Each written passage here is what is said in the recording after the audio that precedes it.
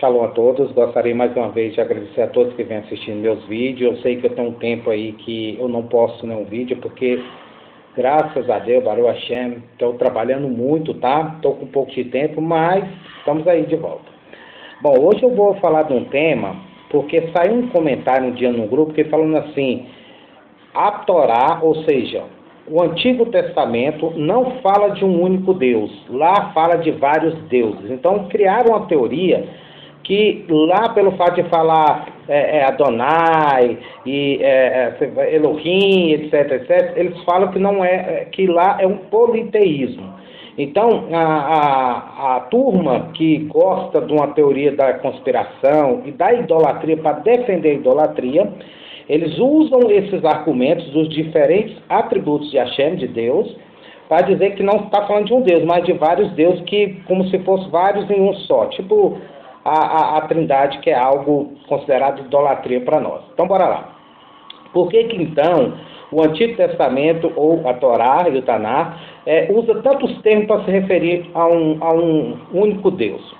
Bom, a verdade é que Deus tem um nome, e ele deu esse nome para Moshe Rabbeinu no Monte Sinai, que eu não vou falar aqui, que é se referido como Yud He Vav He, com as 4 letras, né, do tetragrama sagrado, né, que é o Yud He Vav He.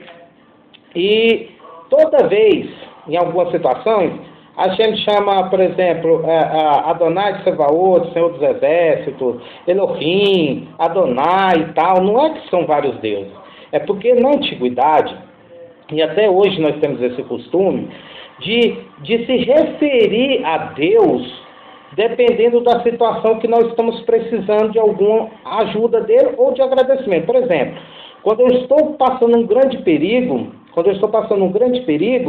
eu peço a Deus, falo, o Senhor foi meu Salvador. Entende?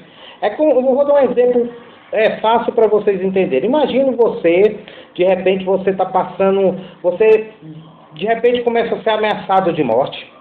E para complicar ainda mais, você passa por uma dificuldade financeira que chega quase à beira da miséria. E de repente, a pessoa que te ameaçou vai lá para te matar, aí chega ali a polícia, prende aquela pessoa, não permite que aquela pessoa te maltrate, um vizinho vê, se compadece de você, ainda vai lá e te dá um dinheiro, te fornece um dinheiro, te tira daquela situação de humilhação.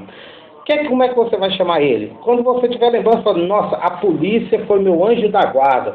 Policial é anjo? Não, mas você dá um atributo de anjo da guarda, porque você está querendo se referir ao seguinte, que aquele policial naquele dia, ele te ajudou, te protegeu, pelo fato de você dar um atributo que chama anjo da guarda. Já o seu outro vizinho, você fala assim, nossa, o meu vizinho, ele foi o meu companheiro, ele foi a pessoa mais maravilhosa do mundo. Será que aquele vizinho é a pessoa mais maravilhosa do mundo? Não, mas naquele momento foi. Então é assim que a Torá e o Taná têm um costume de se referir a Deus. Então quando o nosso povo estava num momento de guerra, nós chamava Hashem de Senhor dos Exércitos. Por quê? Porque naquele momento nós estávamos em guerra. Então quando nós atribuía ao Senhor dos Exércitos, nós estávamos querendo dizer que a nossa fé era tão grande ali em Hashem, que quem comandava os exércitos, tanto nosso como do inimigo, era o Criador.